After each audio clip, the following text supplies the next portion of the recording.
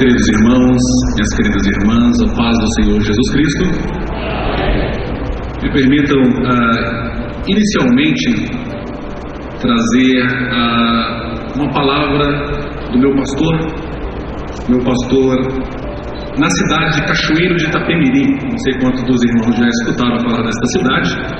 Ela fica no sul do estado do Espírito Santo e é conhecida como a cidade secreta do mundo. O pastor Humberto Batista da Silva é o pastor presidente, no campo em que tenho atuado no momento, também em missões.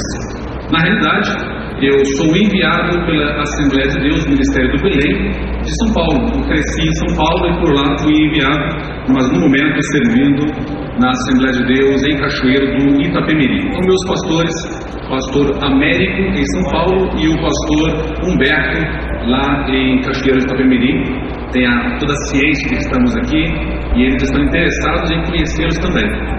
Interessados. Então trago o abraço dos meus pastores. Sempre nessas viagens é sempre um presente conhecer irmãos e obreiros. E Deus está me dando um presente de poder conhecer obreiros do calibre do pastor, do pastor Carlos e outros obreiros. Então me permitam agradecer o convite. Eu agradeço com muito carinho, agradeço com todo o meu coração ao pastor presidente. Entendo que não está aqui porque está também a trabalho, mas agradeço ao pastor Amado. Pastor Amado, um presente do Senhor poder conhecê-lo pessoalmente. Eu não acho que esquecerei nunca mais do Senhor. Como já mencionei, agradeço ao pastor Carlos também por nos receber tão carinhosamente, conhecendo também o pastor Cristiano, tão gentilmente foi me buscar no aeroporto. Nosso querido pastor José Ailton, muito obrigado. Demais obreiros, é bom servir ao Senhor junto de obreiros deste calibre e deste porte. Para finalizar esta parte introdutória, eu também trago um abraço do pastor Eliseu Martins.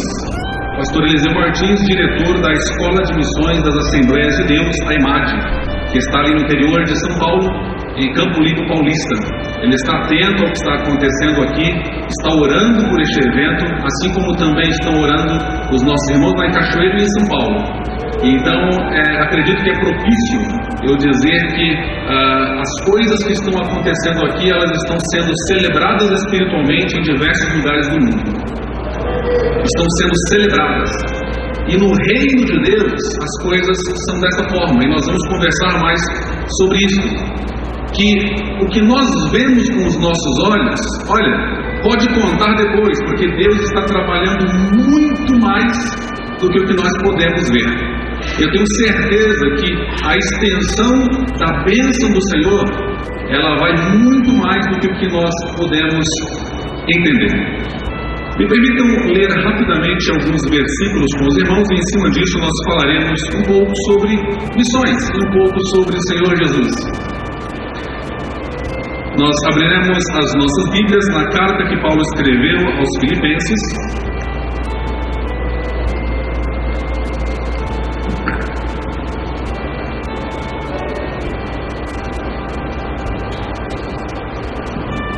Leremos a partir do capítulo de número 2 e versículo de número 5. Carta que o apóstolo Paulo escreveu aos Filipenses, capítulo 2, leremos a partir do versículo 5.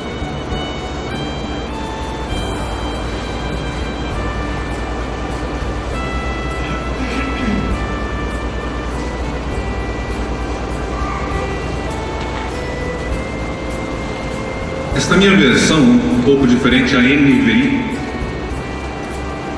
nós lemos agora há pouco no Evangelho segundo escreveu São Lucas, no capítulo 14. Eu só queria repetir um versículo, capítulo 14, versículo 15. Ao ouvir isto, um dos que estavam à mesa com Jesus disse-lhe: Feliz será aquele que comer no banquete do reino de Deus. E ainda em Filipenses, Paulo escreve no capítulo 2, a partir do versículo 5, e nesta minha versão aqui diz assim: Seja a atitude de vocês a mesma de Cristo Jesus, que, embora sendo Deus, não considerou que o ser igual a Deus era algo a que devia apegar-se. Em algumas versões diz que ele não usurpou o fato de ser Deus. Esta versão diz que ele não se apega ao fato de ser Deus. Versículo de número 7. Mas esvaziou-se a si mesmo, vindo a ser servo, tornando-se semelhante aos homens, e sendo encontrado em forma humana, humilhou-se a si mesmo e foi obediente até a morte, e morte de cruz. Amém. Com a permissão do pastor, se pudéssemos fazer mais uma oração. Curve a sua cabeça aonde você está e vamos orar ao Senhor. Senhor, mais uma vez nós oramos no nome de Jesus, pedindo, Deus, humildemente para que o Senhor fale conosco nesta noite. Senhor, estamos aqui nos apresentando com total dependência ao Senhor. Senhor, com um desejo muito grande de ouvir a Tua voz. Espírito Santo de Deus, Espírito Santo de Deus, nós precisamos do Senhor. Nós precisamos ouvir a Tua voz e nós queremos seguir a Tua voz. Deus, não permita, Pai, que eu mesmo seja uma barreira às coisas que o Senhor quer falar. Mas a igreja do Senhor, o Senhor é o cabeça da igreja, o Senhor ama a Tua igreja. Então fala com a Tua igreja, Pai, no nome de Jesus. Amém e amém.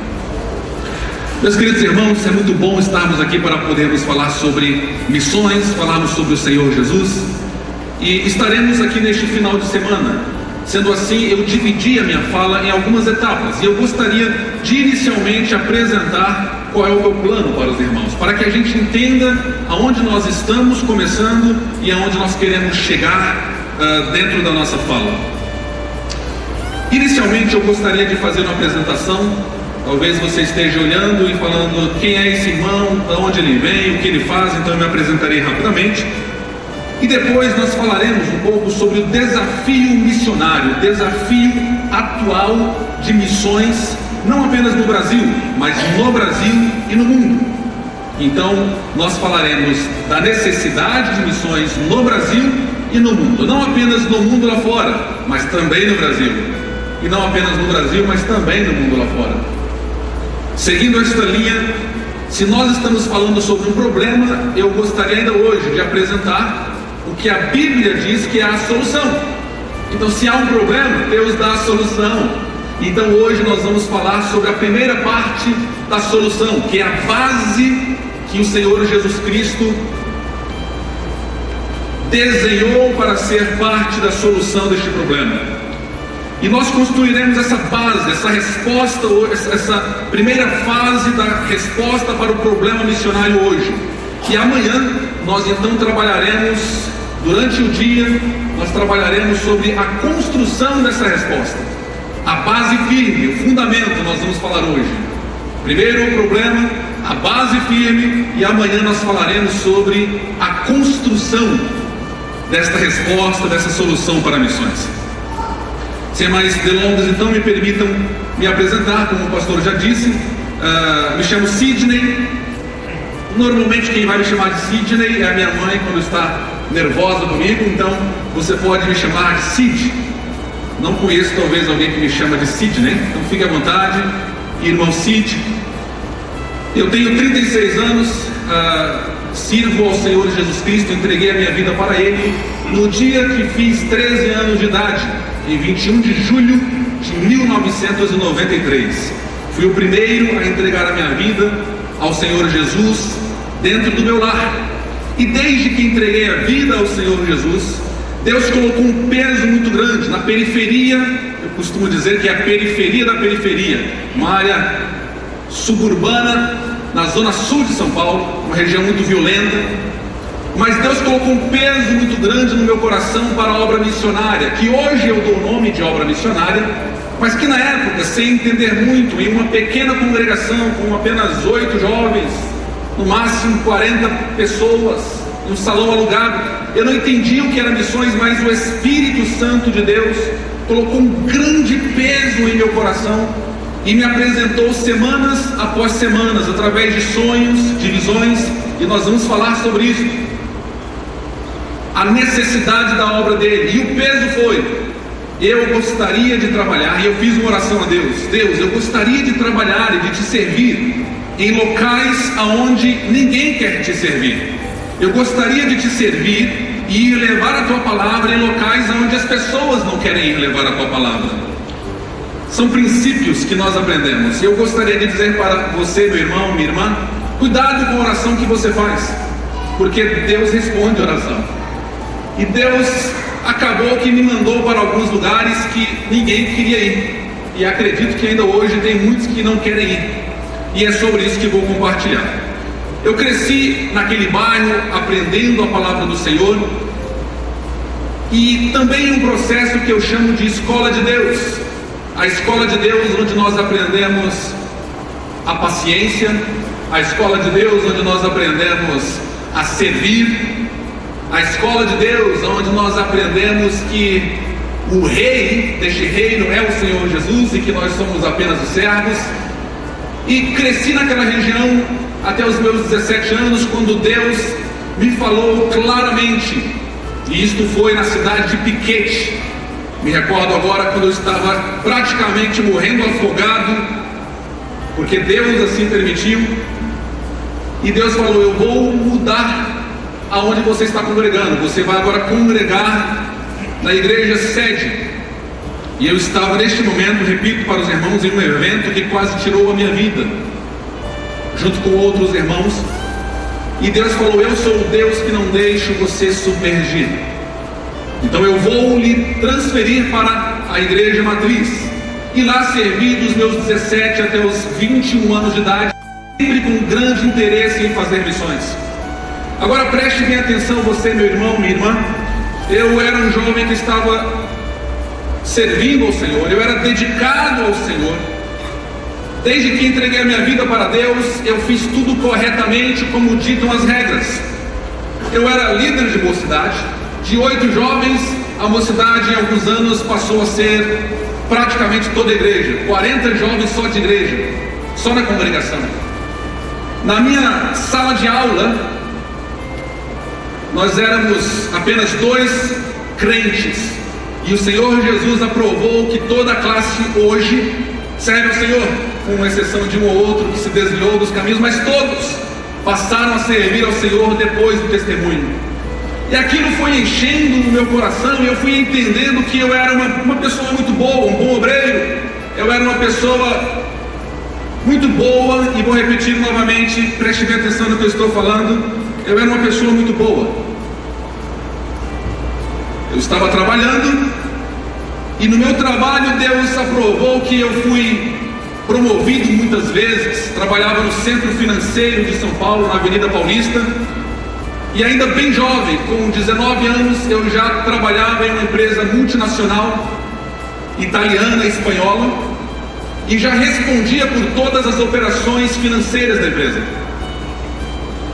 Eu me recordo de um dia, uma empresa de em torno de 700, 800 funcionários, me recordo um dia que estava no restaurante de um banco elitizado, estávamos fechando, eu e o meu diretor, uma operação financeira milionária, e aquilo dependia de mim, era eu quem cuidava dos cheques da empresa, dos cartões da empresa, e Deus falou no meu coração: te trouxe aqui para te mostrar que não é aqui que te quero.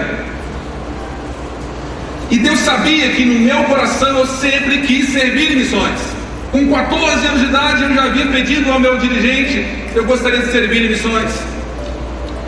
Agora preste atenção, porque eu olhava para mim e eu falava: eu sou um jovem santo, eu sou um bom jovem, Deus usa a minha vida. E eu não falava para as pessoas como eu estou falando para os irmãos, porque na frente das pessoas a gente fala glória a Deus, mas sem que eu percebesse, o que estava acontecendo dentro de mim é que eu estava talvez pousando e me apoiando dentro do que eu acreditava ser a minha própria santidade e os meus próprios méritos de fazer bem feito a obra de Deus. E Deus então falou comigo que Ele, na escola que Ele estava ministrando no meu coração, iria me ensinar como as coisas funcionam no reino de Deus. E as coisas no reino de Deus, elas são, humanamente falando, e eu repito a palavra humanamente, porque para Deus não é, mas para o homem, as coisas no reino de Deus, elas são paradoxais. Quando nós queremos fazer alguma coisa para Deus, então a gente tem que ver que nós não podemos fazer. É um paradoxo que a gente fala, mas na lógica humana não faz muito sentido. Quando nós achamos que nós somos grandes, eu sou um bom, com 16 anos eu era diácono, pastor. Eu sou um diácono. Eu tinha um bom emprego, eu cuidava de 1000 jovens. E Deus me ensinou que para começar, para servir a Deus, se eu quero ser grande, no reino de Deus não há grandes homens e grandes mulheres. O que há é um grande Jesus. O que há é um grande Jesus e nós temos que ser servos. Comecei por um processo onde Deus começou a me quebrar.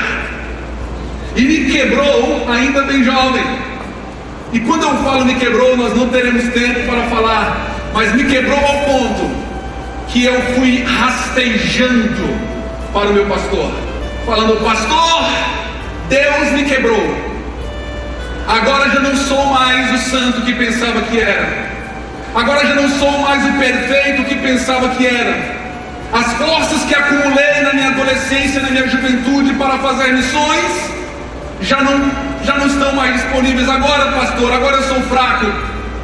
E então o pastor olhou para os meus olhos por um período de alguns meses e me ensinou que agora, na minha fraqueza, era o momento onde Deus começaria a atuar.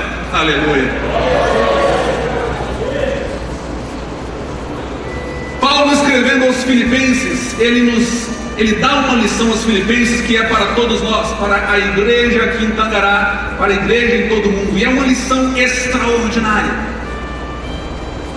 O que Paulo ensina aos Filipenses é que o Senhor Jesus Cristo, ele teve um sentimento e ele teve uma atitude. Agora preste bem atenção, porque Paulo está sendo enfático e ele repete isso em diversas de suas cartas. O que ele diz aos Filipenses é: primeiro, Filipenses, que vocês tenham dentro de vocês o mesmo sentimento que houve em Cristo Jesus, de sorte que haja em vós o mesmo sentimento que houve em Cristo Jesus. E outras versões diz que vocês tenham a atitude de Cristo Jesus, que embora sendo Deus, ele não se apega no fato de ser Deus, ele não usurpa o fato de ser Deus. Cá entre nós, se tem alguém que poderia se apegar no fato de ser Deus, esse alguém é o próprio Deus, porque ele pode se apegar. Deus poderia ter vindo à terra, olhado carinhosamente com amor para todos e falado: eu sou Deus, me reconheçam como tal, se prostrem como tal. Mas na lógica humana e na decisão de Deus, ele não se apega no fato de ser Deus, e ele é o único que poderia, mas não o faz. Mas ele esvazia-se de si mesmo primeiramente, ele não deixa de ser Deus, mas ele passa a ser homem, ele vem em carne viver entre nós. Nós vamos voltar um pouco mais para este texto, e me permitam dizer que foi o que Deus fez comigo inicialmente, porque eu estava me apegando em quem eu era por muitos anos. Por muitos anos eu me apegava no que eu achava que era o correto, até que Deus me ensinou o princípio do reino, que é que nós devemos ter o mesmo sentimento, a mesma atitude de Cristo Jesus. Nós devemos nos esvaziar de nós mesmos. Nós devemos nos esvaziar de nós mesmos, porque nós somos o que eu vou chamar hoje de recipiente. Me permitam usar uma palavra que não está na Bíblia, mas a Bíblia usa palavras similares. Você, meu irmão, você, minha irmã, é um copo. Pastor, eu sou um copo e a Bíblia diz que eu sou um copo? Sim. A Bíblia diz que você é um recipiente, você é um vaso de barro. E o vaso de barro em si não é importante. O que é importante é o quê? O tesouro no vaso de barro. A Bíblia fala que você é o templo do Espírito Santo. É importante em si, cá entre nós não é o templo, mas é quem mora no templo, é quem está no templo, é o Espírito de Deus. Você é casa de Deus. Quando você anda para cima e para baixo, as pessoas precisam olhar em você e ver Deus. Quando você anda, meu irmão, aqui nas ruas de Tangará, você está andando e você é a própria casa de Deus ambulante. Sendo esvaziado de mim mesmo, eu fui então para um seminário, enviado por minha igreja, prestando contas para a minha liderança, para o que nós chamamos de autoridade espiritual. Servi ao Senhor por um ano ainda no Brasil. Depois fui enviado para trabalhar com implantação de igrejas no interior da Venezuela. E depois de alguns outros locais, cheguei para trabalhar no Oriente Médio, no norte da África. Isso está sendo gravado, então estou com receio por algumas palavras, mas eu vou trabalhar um pouco com os irmãos nesse sentido. Fui trabalhar no Egito. E o Egito é o 10º, ele varia um pouco, mas estava no 19º pior país para uma pessoa ser cristã. Um país com um nível de perseguição religiosa altíssimo, onde você não pode ser cristão livremente. E foi lá que eu comecei a aprender outras lições de Deus. Trabalhei lá dos meus 25 anos. Depois Deus me enviou para trabalhar no Sudão, no Chad, com obreiros locais, no Níger. E recentemente Deus me trouxe ao Brasil. Conheci a minha lindíssima esposa, que infelizmente não pôde estar aqui. Até pensamos em trazê-la, mas por uma questão de enfermidade da família não pôde estar. Mas há 3 anos aprovou o Senhor que nos casássemos. Tenho uma belíssima filha chamada de Bela, que tem 7 meses de idade. E Deus agora está usando as nossas vidas em Cachoeiro, no campo missionário de Cachoeiro de Itapemirim. Pastor, já entendi um pouco. O Senhor então serviu a Deus em missões transculturais, em regiões entre muçulmanos. Mas vamos falar um pouco sobre esta necessidade, porque eu também sou uma pessoa relativamente administradora. Eu sou técnico, eu preciso entender as coisas matematicamente, e daí vem grande parte dos meus problemas, porque muitas vezes as coisas com Deus não funcionam. Muitas vezes não, vamos falar, a maior parte das vezes as coisas com Deus não funcionam na matemática humana. Quando Deus fala para fazer, Ele normalmente vai falar assim: faça, mas corta esse pouquinho aqui, para vocês não acharem que quem estão fazendo é vocês, sou eu que estou fazendo. E pode ser que Deus vai usar, é um Davizinho, na matemática de Deus, é um Davizinho para destruir um gigante, é um pequeno exército de israelitas para destruir um grande exército de filisteus, é o Eleazar, um dos principais guerreiros de Davi, um homem só, para derrotar um grande exército de filisteus. São os 300 de Gideão, são os 300 de Gideão.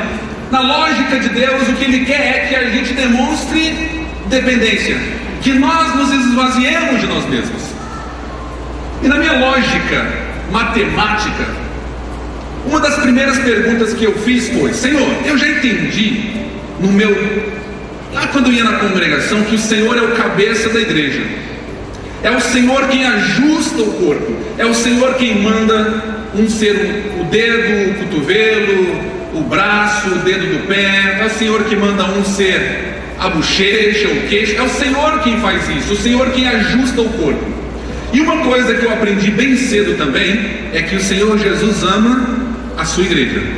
Irmãos, esta é uma lição extremamente profunda. O Senhor Jesus ama a sua igreja. Eu sou casado há 3 anos. Eu peço graças a Deus se um dia eu precisar defender a minha esposa, porque eu a amo. E se eu, como homem humano, carnal, fraco, tenho esse sentimento, imagina alguém que vai colocar ou tentar colocar o dedo na igreja que Deus ama.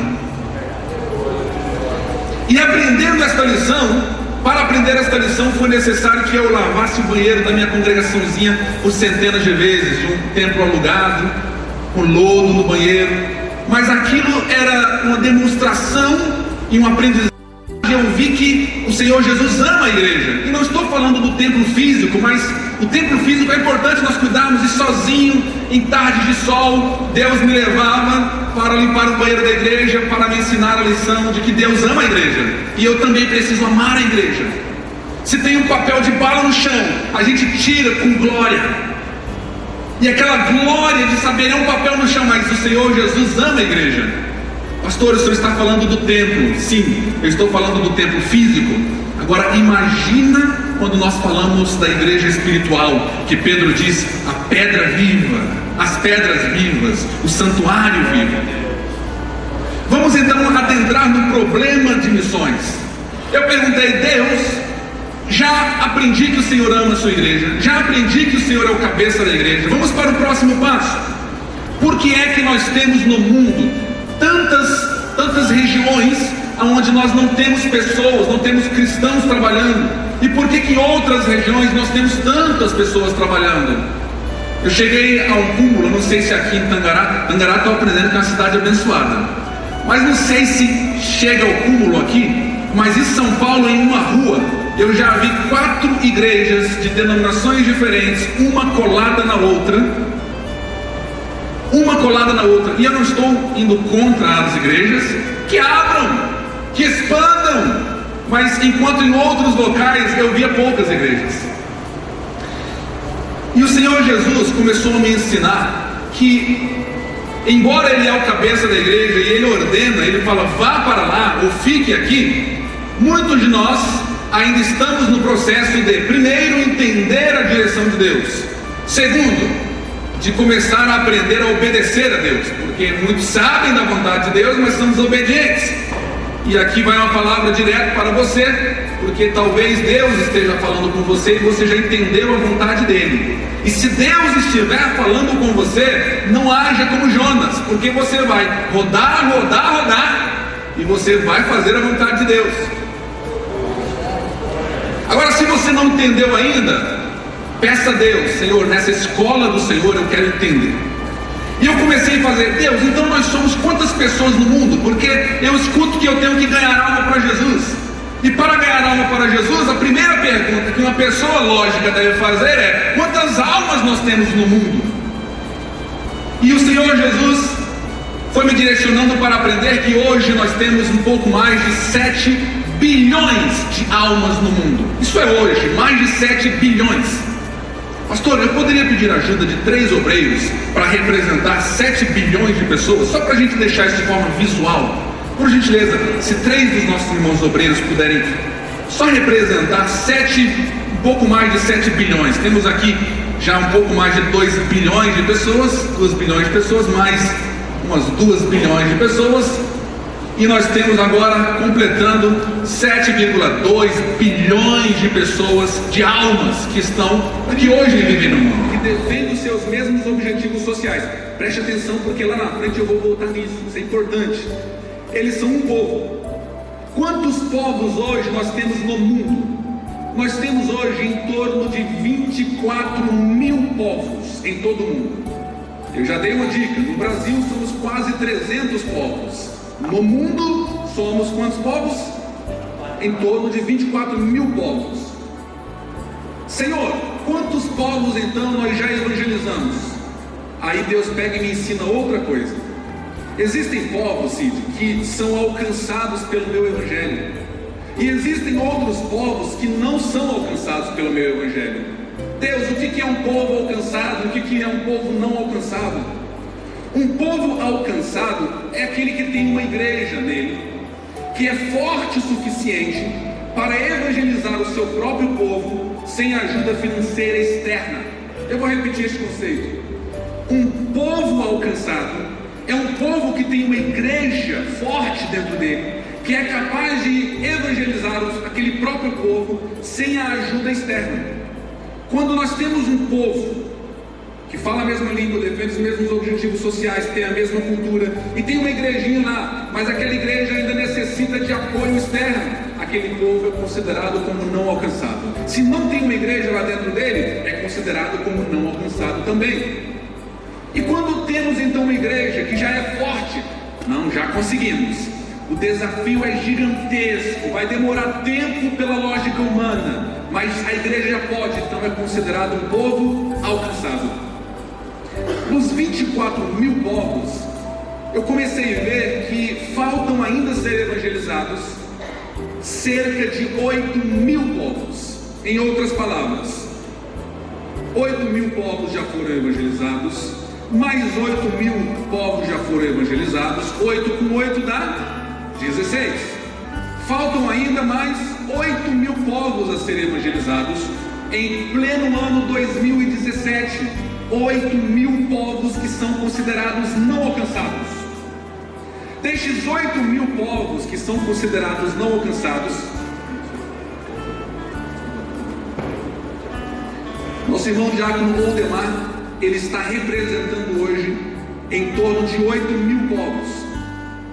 Eu não gosto muito de estatística, porque elas são imprecisas, mas me permitam utilizá-las um pouco para dar uma ideia. Destes 8.000 povos, a maior parte deles, quase 100%, se você estiver anotando, coloca aí 97% deles, estão na tão conhecida janela 1040. Pastor, eu escuto falar sobre essa janela tanto. O que é mesmo? A janela 1040, nas minhas palavras, é assim. Se eu pergunto, irmão, se eu pergunto para o senhor, qual é o endereço da sua residência? Aí o senhor vai me falar, é Rua João da Silva, número 10. Nossas residências têm um número. Os países também têm um endereço. Interessante isso. Todos os países têm um endereço. Quando a gente pega o mundo, a gente olha no Brasil, qual é o endereço do Brasil no mundo? E existem as ruas no mundo. Essas ruas são as famosas linhas, as latitude, longitude. Elas são um monte de linhas imaginárias. A gente não pensa que a gente vai pegar na linha não, né? Primeira vez que eu passei na linha do Equador, eu fiquei, cadê? São linhas imaginárias.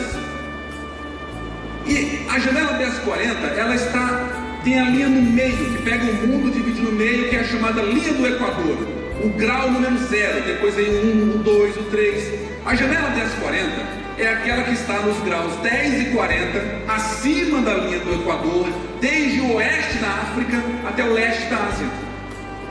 Agora, vamos entender um pouco. Onde é que estão os 97% destes 8.000 povos?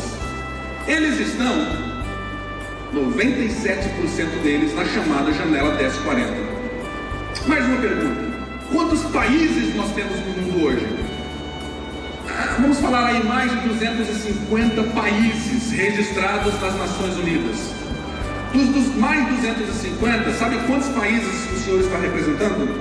Mais do que 60 países, que são considerados países predominantemente não alcançados pelo Senhor Jesus. Melhor dizendo, povos não alcançados pela igreja do Senhor Jesus.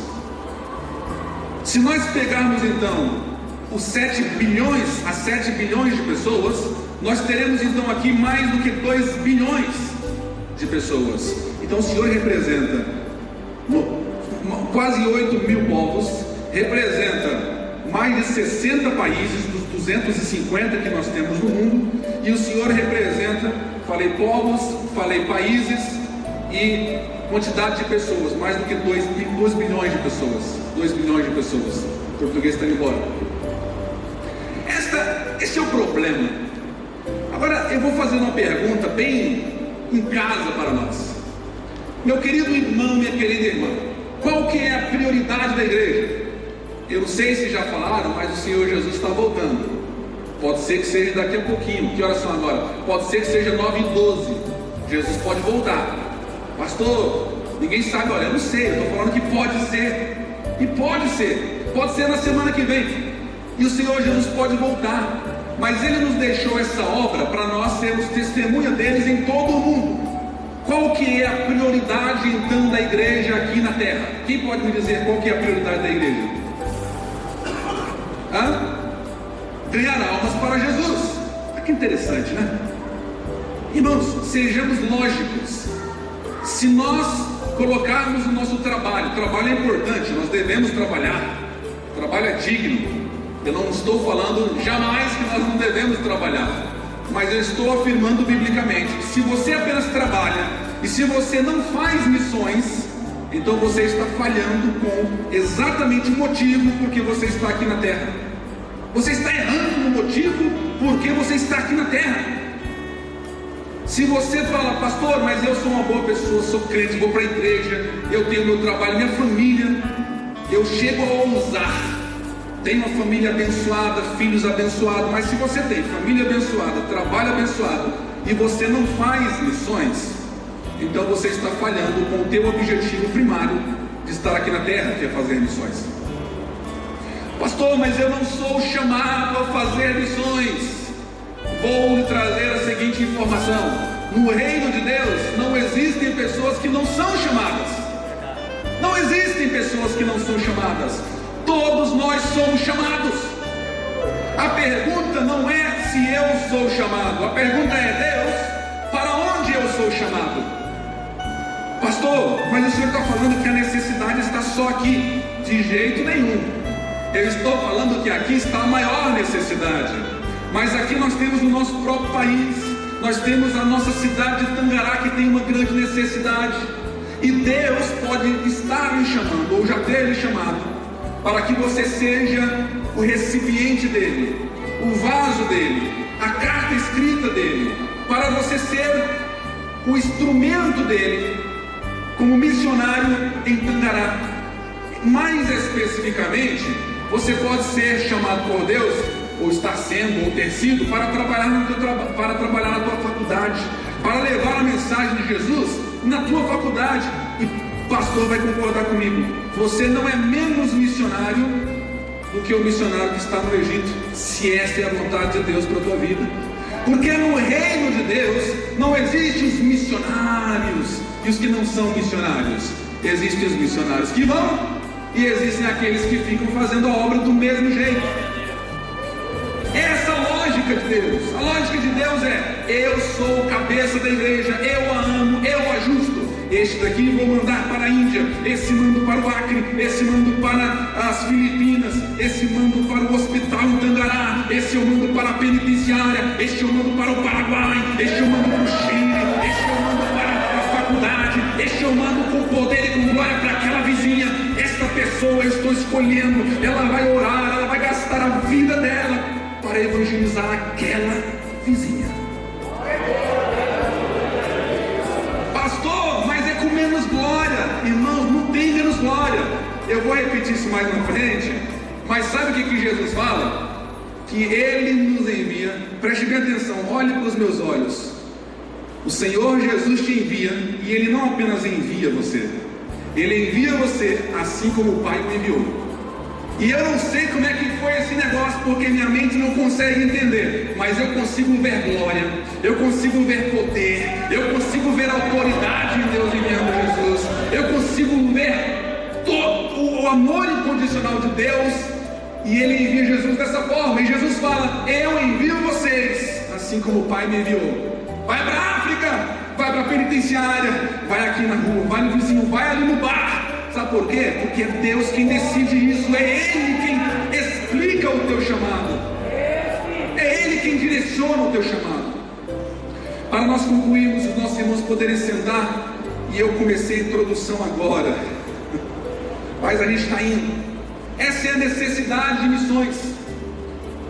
Quando nós chegamos nessa parte aqui, nós temos os nossos irmãos, pastor Cristiano, outros irmãos podem falar muito mais, pastor Carlos, sobre a necessidade aqui na América Latina. Eu trabalhei na Venezuela por um ano, posso falar um pouquinho das grandes e profundas necessidades da América Latina, do Brasil.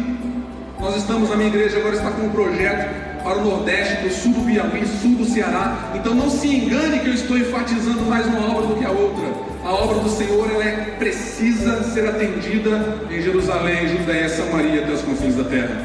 O que eu estou dizendo aqui está por último, parece que tem resistência, e é chamado inclusive de cinturão de resistência do diabo, é chamado de os mais negligenciados pela igreja.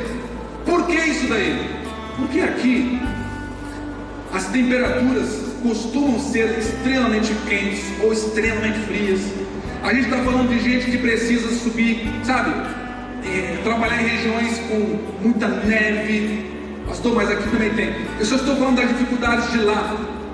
Lá tem a perseguição religiosa, ou seja, 3 grandes blocos religiosos atuando. Primeiro deles, o maior, O islamismo, os muçulmanos, eles atuam muito fortemente aqui. Aqui nós também temos em segundo lugar os budistas, os hindus, e em terceiro lugar os budistas. Você sabia que hoje o cristianismo avança num ritmo mais devagar? Quando eu falo cristianismo, eu me refiro a evangélicos, toda sorte de denominações. Eu me refiro a católicos, pessoas que se autodenominam cristãs, nominais, seguidoras fiéis. Mas o bloco do cristianismo no mundo, ele está crescendo hoje num ritmo menor do que os muçulmanos. Hoje, a cada 5 pessoas no mundo, uma é muçulmana. Pastor, isso é verdade? É diferente se eu pegar, por exemplo, os evangélicos. Se eu pegar só os evangélicos crescem num ritmo maior do que os muçulmanos. Mas se eu pegar todos os cristãos, como um todo, os muçulmanos crescem mais rápido. Olha os desafios políticos, desafios econômicos, países em extrema pobreza nessa região, ou em extrema riqueza, por conta do petróleo. Amanhã eu vou compartilhar um pouco sobre algumas coisas mais específicas do trabalho que eu estou fazendo naquela região.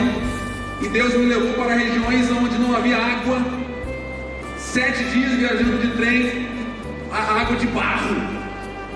Mas também Deus me levou para locais onde o petróleo fala muito alto. Então são disparates geográficos, climáticos, espirituais, e que têm feito com que essa região seja a última. Para concluir esta minha ideia matemática, eu vou perguntar para os irmãos: se a nossa prioridade enquanto igreja, não só de Tangará, mas no Brasil e no mundo, vamos falar só do Brasil, né? Mas no mundo inteiro é a prioridade da igreja, é a prioridade da igreja brasileira. Então, quantos missionários os irmãos acham que nós deveríamos enviar, que o Senhor Jesus está chamando para esta região? Bom, vamos entender qual o tamanho da igreja brasileira. Hoje, dizem aí alguns que nós somos em torno de 40 milhões de evangélicos. Pastor, é 38, 500? Irmãos, eu não sei quanto que é precisamente. É uma ideia. Nós somos em torno de 40 milhões de evangélicos no Brasil. É batista, é presbiteriano, é assembleano. E se nós pegarmos só a gente, nós assembleanos, pentecostais, quantos assembleanos nós somos? Aí tem gente que fala: pastor, somos 16 milhões. Outro fala: somos 15. Outros falam: somos 12, somos 14. Eu não sou muito de estatística, embora estou citando algumas. Eu quero dar noções. Para o nosso fim, vamos falar 15 milhões de assembleanos hoje. Não estou dizendo que é. Mais ou menos aí 15 milhões de assembleanos em todo o Brasil. 40 milhões de evangélicos. Quantos brasileiros nós somos? Mais de 190 milhões? Quem me ajuda? Eu esqueci o último censo, acho que é 190 e poucos milhões de brasileiros. Posso estar enganado. Dos 15 milhões, não vou nem falar da Batista, da Presbiteriana, vamos falar só da gente. Estamos em casa. Quantos missionários a igreja Assembleia de Deus no Brasil, uma igreja de 15 milhões de pessoas? Eu vou repetir: a prioridade da nossa igreja é fazer missões. Quantos missionários nós deveríamos enviar para cá e para cá? Aqui a gente já tem naturalmente, porque a gente aceita Jesus aqui e a gente tem a tendência de ficar. Então, dos 15 milhões de brasileiros evangélicos assembleanos, a maioria estão aqui, porque aceitaram Jesus aqui. E aqui na frente nós temos bastante brasileiros trabalhando em regiões já alcançadas pelo Evangelho, mas com grande necessidade, em regiões do Brasil, na América do Sul, na América Central, na América do Norte. Pastor, mas Deus pode mandar alguém para a Europa? Deus pode mandar alguém para ser missionário nos Estados Unidos? Claro que pode. Ele é o cabeça da igreja, é Ele que vê perfeitamente onde tem necessidade. Necessidade tem em qualquer lugar do mundo. Não pense em você. Eu já ouvi críticas: não, mas tem gente que só quer ir para os Estados Unidos fazer missões, só quer ir para a Inglaterra. Depende. Se Deus está mandando ir, vai, porque é lá que Deus vai usar essa pessoa. Então, quantos missionários os irmãos acham que tem naquela região? Quem pode dar um chute bem assim, 15 milhões. Me ajudem, queridos, é a prioridade da igreja. Me ajudem por gentileza. Dê um grito bem alto, pastor. X. Irmãs corajosas, irmãos, enquanto eu bebo água.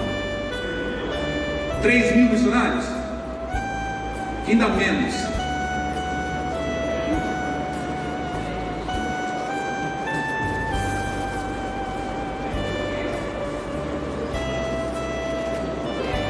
Quantos, irmã? 150? 850? 1000 missionários? Irmãos, cá entre nós, eu vou falar uma coisa assim, vamos supor que eu sou uma pessoa não crente. Eu vou falar, eu não sou crente, eu não tenho ideia do que vocês fazem, e aí vocês vêm para mim, eu estou me colocando de fora agora só um pouquinho, vocês olham para mim e falam, ô Cid, você não é crente não, mas o nosso negócio, nós somos cristãos assembleanos, a nossa prioridade é enviar missionários para todos os lugares do mundo. Nós somos 15 milhões de evangélicos do Brasil, 15 milhões de assembleanos no Brasil, e a gente está enviando para a região que mais precisa 1000. Eu vou fazer a conta e não vai bater.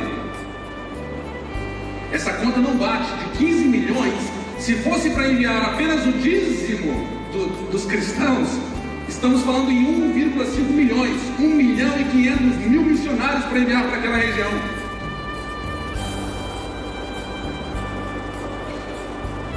Quantos obreiros nós temos aqui nesta igreja? Quantos obreiros nós temos? Eu vou falar lá na minha igreja. Na minha igreja nós temos, eu coordeno agora uma equipe, estou dando um treinamento para líderes, somos 215 líderes no campo. Esse é o treinamento que eu dou para o campo com 90 congregações. Irmãos, 215 líderes é muita gente. Para os muçulmanos é como se nós tivéssemos um obreiro para trabalhar, 2 obreiros para trabalhar no meio de 1 milhão de muçulmanos. Eu não sei exatamente quantos missionários nós somos lá no Oriente Médio, por exemplo. Deixa eu falar, no país onde eu atuei, eu conheço os missionários aqui, ó. Eu conheço quem são. É interessante isso, porque a gente conta na palma da mão. Quando alguém fala assim, tem um missionário. Esses dias eu fui para fazer um trabalho da EMAD lá em Belém do Pará.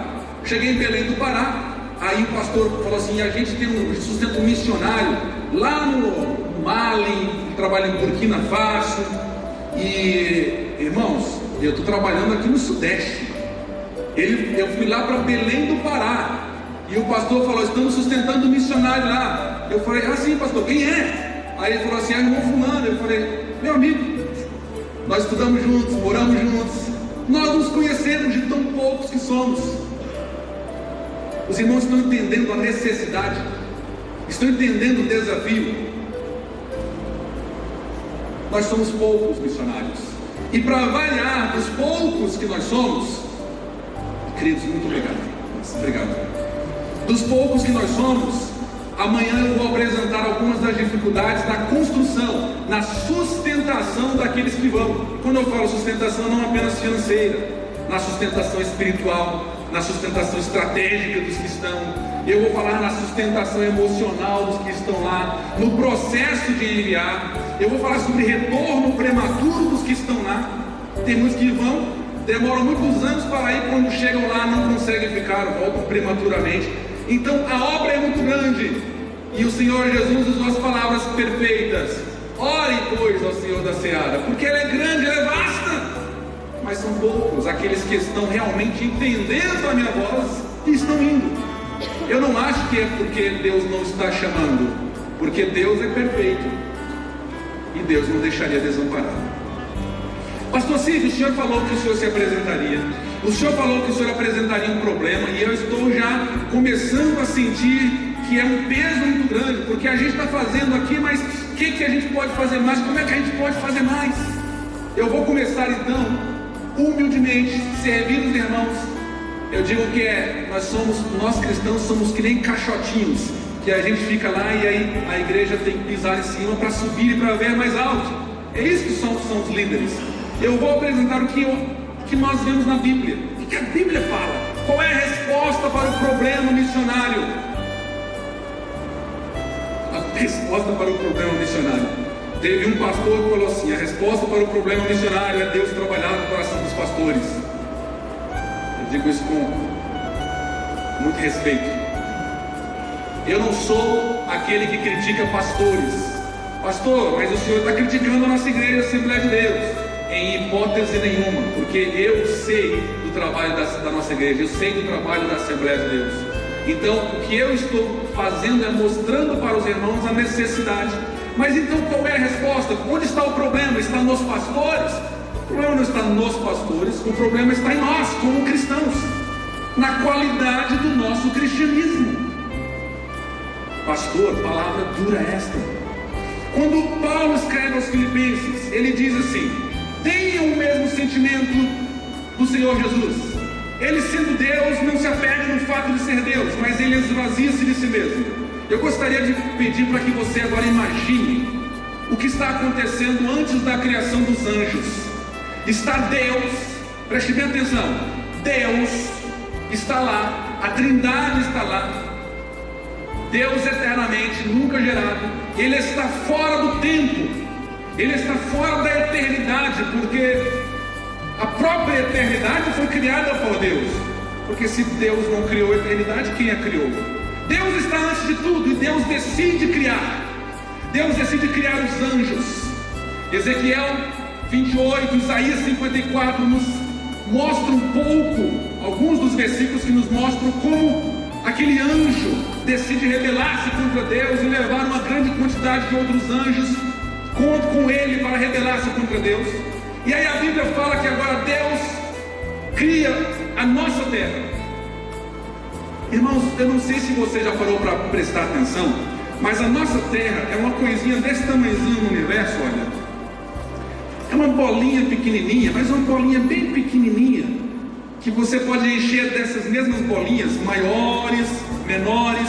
Você pode encher a cidade de Tangará inteira, e a gente está falando que talvez não dê um universo.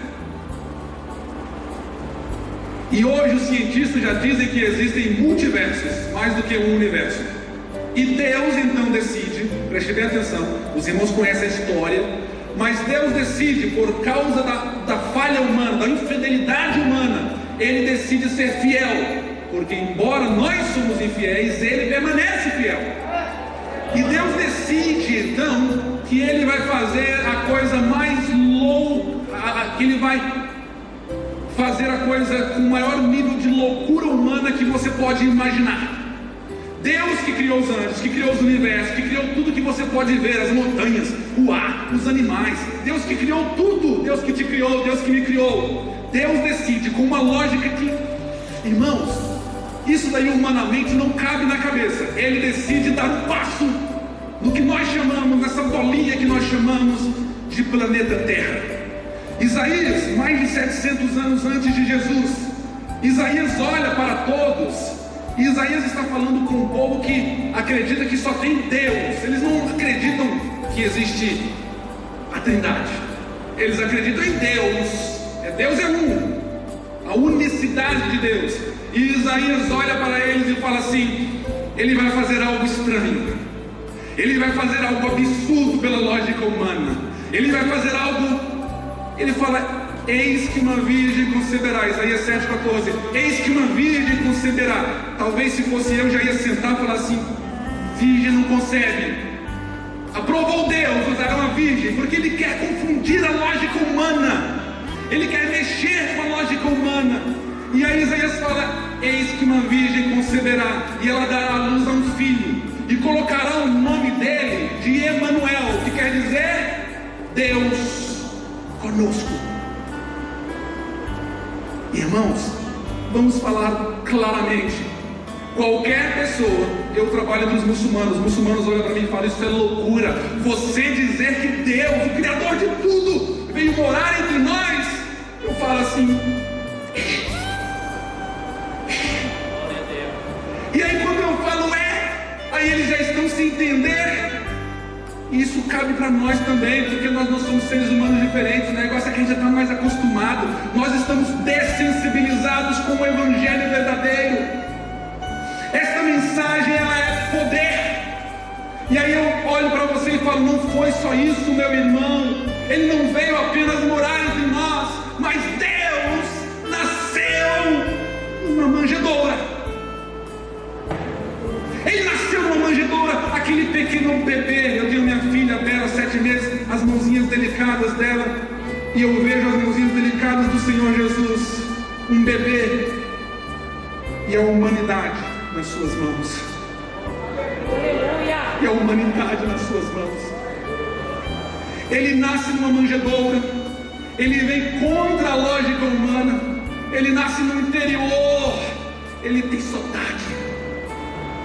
sotaque de interior, ele não nasceu numa grande metrópole, ele não andou em um cavalo branco, mas ele vem, é Deus subindo no jumentinho.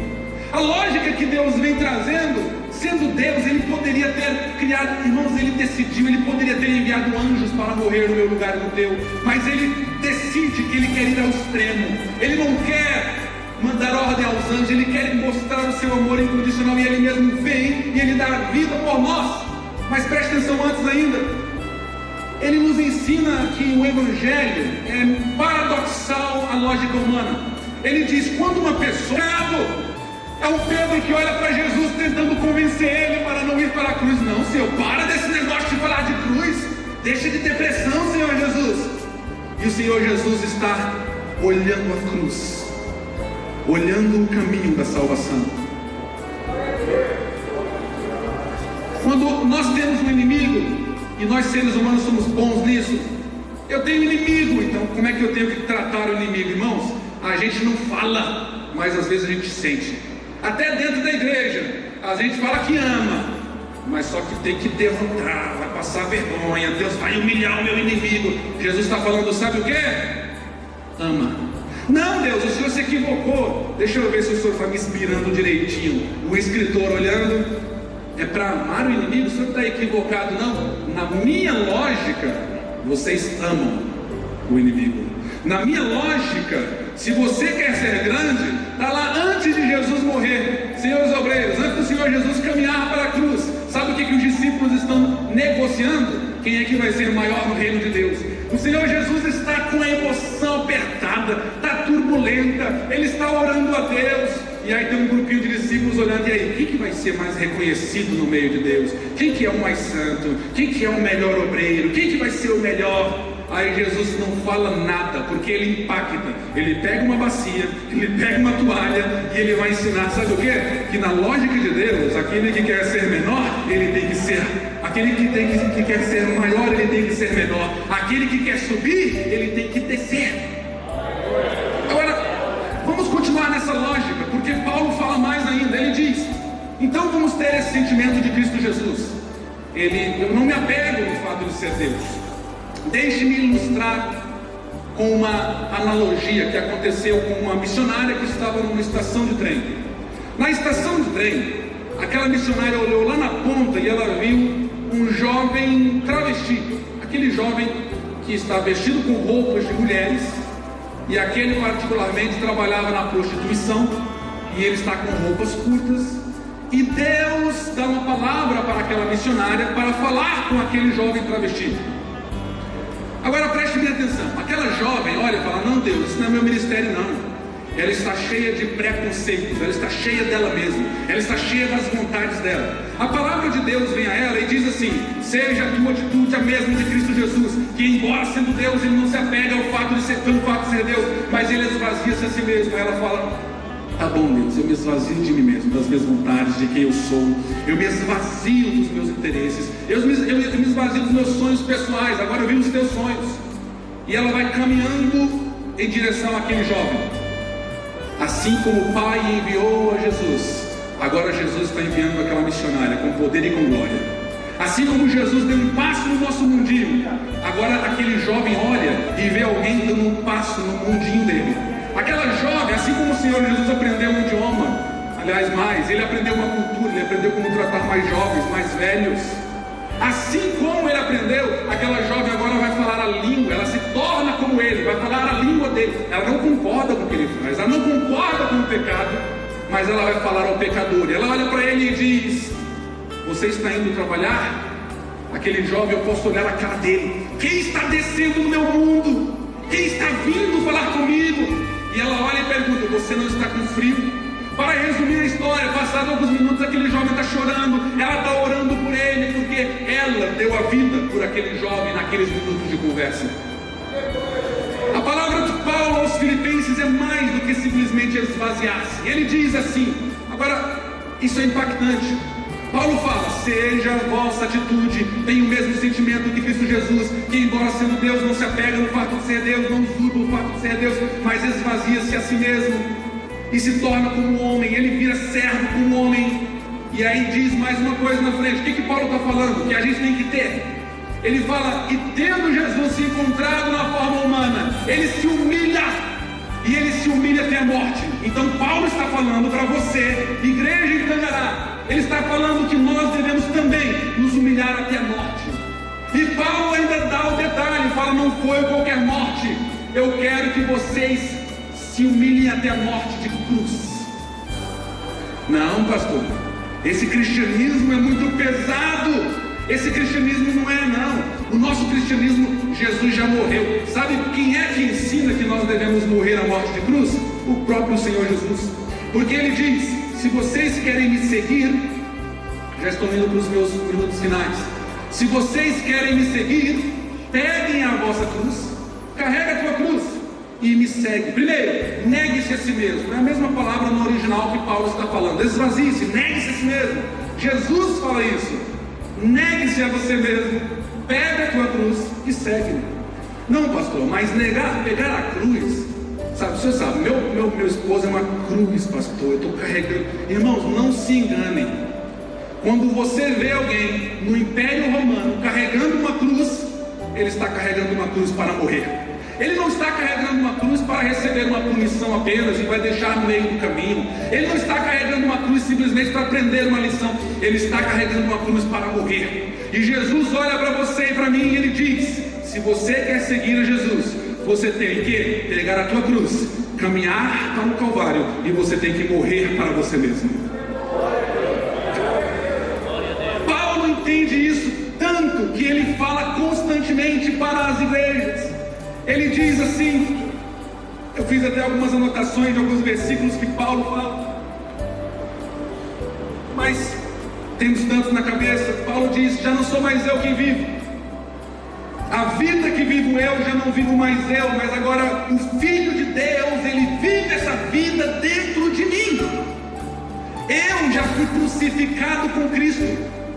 Olha o que Paulo diz, ele diz que nós agora somos novas criaturas, as coisas velhas se passaram, o homem velho morreu, agora quem vive é uma nova criatura. Agora, o que Paulo diz é que se um morreu, olha só, o amor de Cristo nos constrange, ele escreve aos Coríntios, porque se um morreu, logo todos morremos, para que com ele também nós possamos viver, para que com ele também nós possamos viver. Já estou crucificado com Cristo e vivo não mais eu, mas Cristo vive em mim. E a vida que agora vivo na carne, vivo na fé do Filho de Deus, o qual me amou e se entregou a si mesmo por mim. 2 Coríntios 5,15. E ele morreu por todos, para que os que vivem não vivam mais para si, mas para aqueles que por eles morreu e ressuscitou.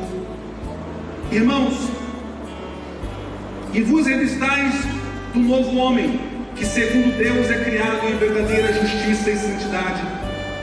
Para finalizar, ele escreve, aliás, poderia falar mais, mas para eu finalizar, ele nos diz assim, nós somos recipientes, é como se nós fôssemos embaixadores de Deus. É como se nós fôssemos embaixadores, e Deus nos dá o ministério da reconciliação. Agora, por que na obra missionária a gente não fala de uma palavra? Talvez essa seja uma das coisas mais importantes que eu gostaria de deixar esta noite. Preste atenção. Na obra de Deus, existem pessoas que falam sobre a palavra. Isso é muito sério, porque nós não somos chamados simplesmente para falar de uma palavra. Nós somos chamados para viver esta palavra. E porque nós vivemos esta palavra, nós falamos dela. Pastor, fala de novo. Vou dar um outro exemplo. O Senhor Jesus não veio trazer nenhuma palavra. Ele não veio apontar e falar, aquela é a palavra. Sabe o que que ele disse? Ele disse: eu sou a palavra, eu sou as boas novas, eu sou o evangelho, eu sou. Ele não veio falar: olha lá a porta, é só abrir e entrar nela. Ele olhou para todos e falou: eu sou a porta.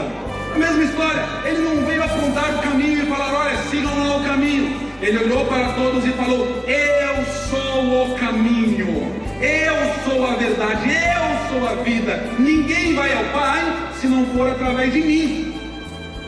Agora Paulo está dando a receita do bolo. Como é que então as pessoas vão através de Jesus? Paulo fala: olha, cristãos, Tangará, morram para vocês mesmos. Sabe aquele teu sonho pessoal, aquela tua vontade? Deixa nas mãos de Deus. Começa a viver agora os planos de Deus para a tua vida. Sabe aquela coisa: ah, pastor, mas a carne é forte.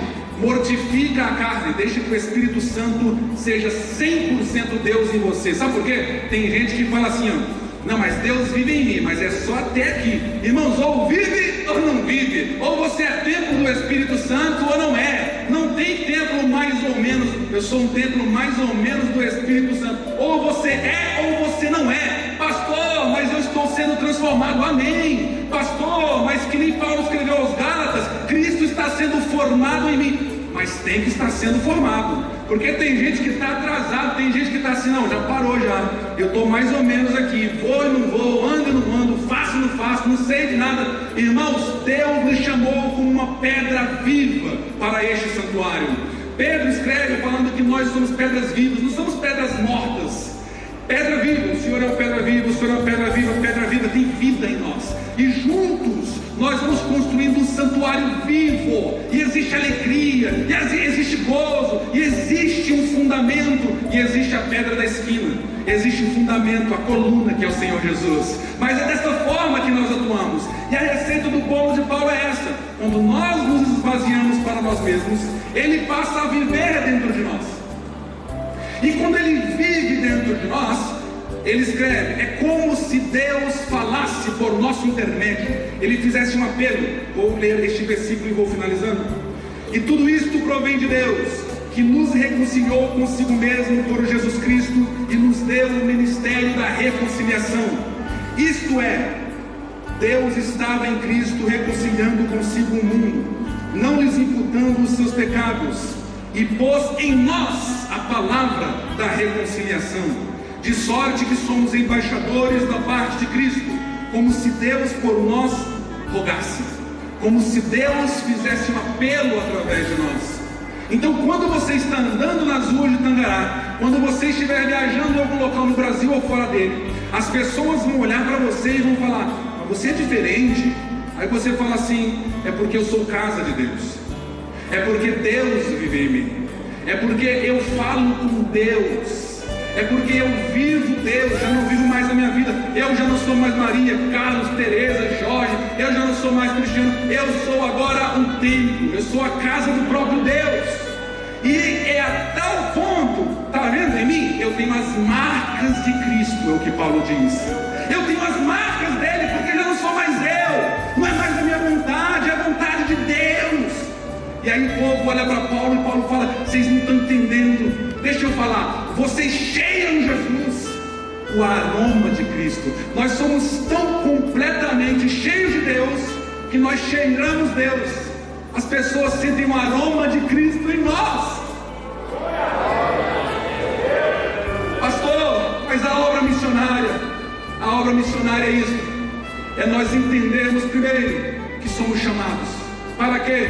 Para morrermos para nós mesmos e para vivermos para Deus. E quando nós vivemos para Deus, o Senhor Jesus começa a enviar para lá. Ele começa a enviar para os hospitais, para os outros estados. Ele começa a fazer a obra. E a gente olha para nós e a gente começa a falar com Deus. E o nosso cristianismo para o mundo é um cristianismo estranho, é um cristianismo louco. E Paulo fala exatamente para o mundo que está perecendo, isto é loucura, mas para nós que estamos sendo salvos, isto é o poder de Deus. Glórias ao Senhor Jesus. Pastor, termino minha fala de hoje lendo apenas um trecho escrito por A.W. Tozer. E amanhã hoje eu falei qual a primeira parte, a primeira base da construção da resposta para missões. Amanhã nós vamos construir mais falando sobre muçulmanos, nós vamos falar sobre o envio de missionários, nós vamos falar amanhã sobre o treinamento de missionários, vamos falar sobre crises do campo, vamos falar sobre línguas, finanças, uma série de outros elementos bem práticos, construindo missões de forma sustentável, fazendo fóruns, fazendo conferências, mas mantendo as coisas, enviando mais missionários na lógica de Deus. Concluo com a seguinte frase deste grande escritor, dizendo: um cristão verdadeiro é uma pessoa estranha em todos os sentidos. Aleluia! Ele sente um amor supremo por alguém que ele nunca viu. Conversa familiarmente todos os dias com alguém que ele não pode ver. Ele espera ir para o céu pelos méritos de outro. Ele esvazia-se para que ele possa estar cheio. Admite estar errado para que possa ser declarado certo. Desce para que possa ir para o alto. Ele é mais forte quando ele é mais fraco. Ele é mais rico quando ele é mais pobre. Ele é mais feliz quando ele está se sentindo pior. Ele morre para que ele possa viver. Ele renuncia para que ele possa ter. Ele doa, ele oferta para que ele possa manter. O cristão é estranho em todos os sentidos. Ele vê o invisível. Ele ouve o que se não pode escutar. Ele ouve o inaudível. Ele conhece aquele que excede todo entendimento. Eugene Peterson fala: o Evangelho, irmãos, não é um texto que nós dominamos. O Evangelho é um texto por qual nós somos dominados. Primeiro passo para fazer missões: quando as pessoas olharem para Jesus e falarem: cadê Jesus? Aí você missionário, não fala assim: Jesus está lá, não. Você fala assim: Jesus está aqui. Olha para a minha vida e você vai ver Jesus. Deus abençoe os irmãos.